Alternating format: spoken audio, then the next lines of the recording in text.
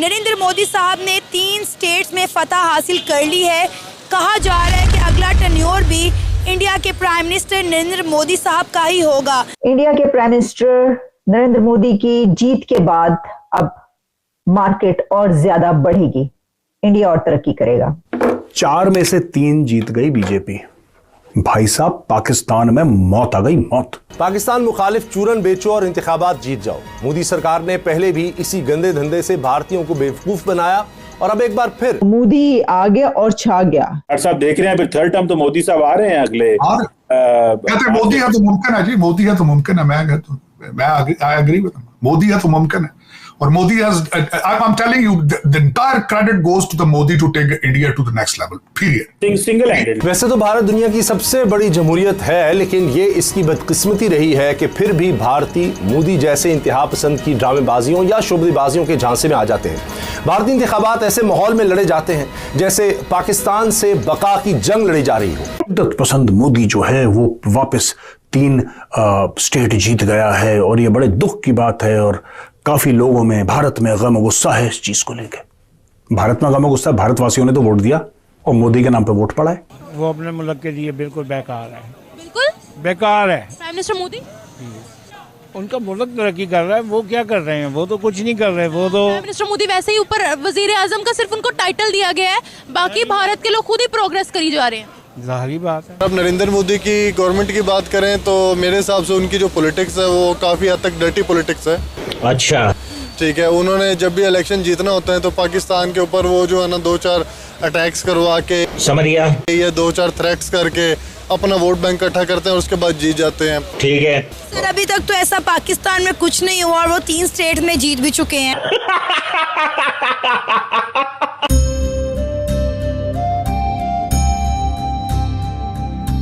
जय हिंद दोस्तों, MBM news में आपका स्वागत है। जैसा कि आप लोग जानते ही हैं कि भारतीय जनता पार्टी, मोदी जी की पार्टी ने 3 स्टेट्स में जीत हासिल कर ली है, जिसके बाद पाकिस्तानी मीडिया में मातम छा गया है कि मोदी जी पिछली 2 बार से प्राइम मिनिस्टर बन रहे हैं और भारत को कितना आगे ले जा चुके हैं, जबकि पाकिस्तान पीछे से पीछे पिछड़ता ही चला जा रहा है। और इस बार तीसरी बार भी मोदी सरकार आएगी तो भारत पाकिस्तान से कई 100 साल आगे निकल जाएगा और पाकिस्तान कभी भारत को छू भी नहीं पाएगा।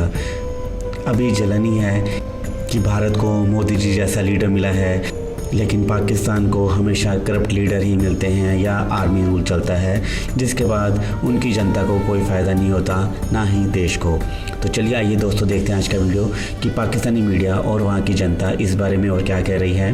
और वीडियो शुरू करने से पहले आपसे रिक्वेस्ट है, अगर आप चैनल पर नए हैं तो चैनल को सब्सक्राइब करके बेल नोटिफिकेशन के बटन को ज़रूर दबाइए। तो शुरू करते हैं आज का वीडियो।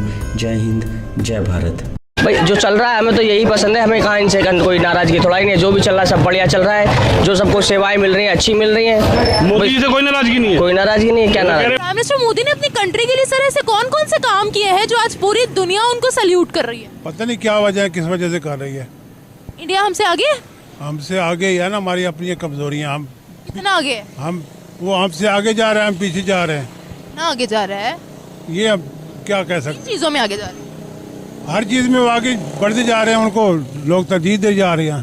तालीम में, टेक्नोलॉजी में, इंफ्रास्ट्रक्चर में। जैसे ना मुसलमान जो हैं वो अपने आप को मजबूत नहीं बनाना चाहते, पता नहीं क्या वजह है। मुसलमान मजबूत नहीं बनाना चाहते, यानी हम उनसे लेते हैं ना, कर्जे लेते हैं, उनकी वजह से हम कमजोर हैं। भारत की वजह से? भारत की वजह नहीं, दूसरे मुल्कों की वजह से। दूसरे मुल्क हमें क्यों कहेंगे कि आप आगे ना बढ़ो? सऊदिया को तो कोई नहीं रोक पा रहा, दुबई को तो कोई नहीं रोक पा रहा। वो खुद मुख्तार है ना, उनके पास माल है, पाकिस्तान के पास कुछ नहीं है। पाकिस्तान के पास कुछ नहीं है? पाकिस्तान के पास होते हुए भी कुछ नहीं है। इसलिए नहीं है कि सरखेज जमीन है, जो आता है वो सब कुछ अपना पेट भर के साइड पे हो जाता है। अवाम ठीक है हमारी? मसला क्या है? मैं तो साफ और वाज़ेह बात करूंगी, हमारी अवाम दोगली है। अवाम हमारी जो है वो भी बेवकूफ़ है। इंडिया में अब तक मेरा ख्याल जो है ना तकरीबन 16 बार जो है ना वो प्राइम मिनिस्टर चेंज हुआ है। इतना बड़ा मुल्क और 16 बार उसके प्राइम मिनिस्टर चेंज हुए। और मैंने इत्तेफाक से मैंने एक वीडियो उसके बारे में देखी है कि उनके जितने भी अब तक इलेक्शन हुए ना, किसी एक इलेक्शन को किसी भी पार्टी ने चैलेंज अभी तक किया कि आपने इसमें धांधली की है। इंडिया में देखें, सबसे बड़ी जमहूरियत इंडिया की है, ठीक है। हमें किसी चीज़ का हम उससे कंपेयर नहीं कर सकते।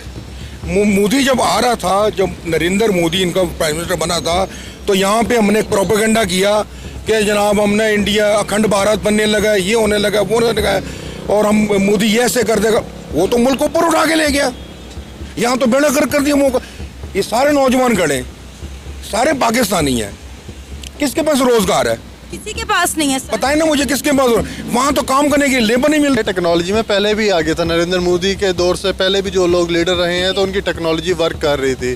चंद्रयान 3 नरेंद्र मोदी ने थोड़ी ना रिसर्च किया, ठीक है ना। इसी तरीके से अगर आप बात करें उनकी बाकी और फील्ड्स की, तो उस समय वो ऑलरेडी वर्क कर रहे हैं। नरेंद्र मोदी की कोई भी इसमें जो है ना, नरेंद्र मोदी साहब की बात नहीं करते हम, लेकिन ये बात तो कर सकते हैं ना कि किसी भी मुल्क के डेवलपमेंट के लिए वहाँ पे पॉलिटिकल स्टेबिलिटी होना बहुत ज़रूरी है। हाँ बिल्कुल है, लेकिन उनकी पॉलिटिक्स आप, मेरा नहीं ख्याल कि स्टेबल है। उनकी पॉलिटिक्स अगर आप स्टेबल कह रही हैं तो वहाँ पे आप ये चेक करें कि वहाँ मिलिट्री इंटरवेंशन नहीं है उनकी। अगर आप पॉलिटिकल स्टेबिलिटी की बात करें कि वहाँ फ्यूडलिस्ट सिस्टम नहीं है। सारे हम एंटी अगेंस्ट हैं, हम कहते हैं कि मोदी जी एंटी मुस्लिम है, एंटी हैं। देखें उनके मुल्क को उसका बेनिफिट है।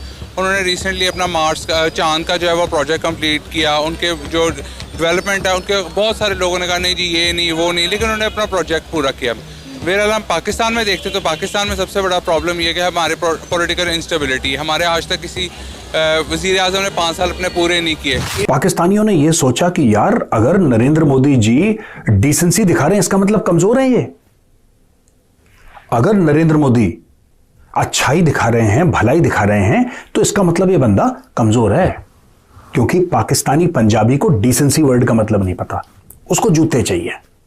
उसको जो कूटता रहेगा, मारता रहेगा, चप्पलों से जलील करता रहेगा, बेइज्जत करता रहेगा, वो कहेगा बहुत बहुत बढ़िया आदमी है यार, तो बहुत बढ़िया आदमी है ये, ठीक है ना। भारत के बारे में आप क्या रिकमेंडेशन होगी? क्योंकि अभी हमें एक डेडलॉक्स की सिचुएशन है, अगले साल दोनों तरफ नई हुकूमतें आएंगी, तो आप क्या रिकमेंडेशन देंगे कि किस तरह इस डेडलॉक से बाहर निकला जाए? मेरे ख्याल में अब तो भारत में सिचुएशन बड़ी मुख्तलिफ हो गई ना, तो उन्होंने कहा कि हम आपसे बात करने को ही तैयार नहीं है। ठीक, तो अब तो हमारे कोर्ट में तो बाल नहीं है, क्योंकि इंडिया ने कहा है कि हम आपसे बात करने को नहीं तैयार नहीं। बहुत सी बातें होती हैं, तो वो अब देखना होगा कि मोदी गवर्नमेंट को कितनी मेजॉरिटी मिलती है। क्या जो अभी जो सुनने में आ रहा है कि कुछ स्टेट्स में अभी इलेक्शन भी होंगे तो उससे भी पता लगेगा कि क्या सूरत हाल बनती है। तो मोदी हुकूमत जरूरी नहीं है कि जितना लग रहा है कि जी उसका जो शोर, तो आप ये कहना चाहते हैं कि अभी हम जरा पेशेंट रहें, इंतजार करें जब इलेक्शन के रिजल्ट्स आ जाएं। तैयार नहीं है आपके,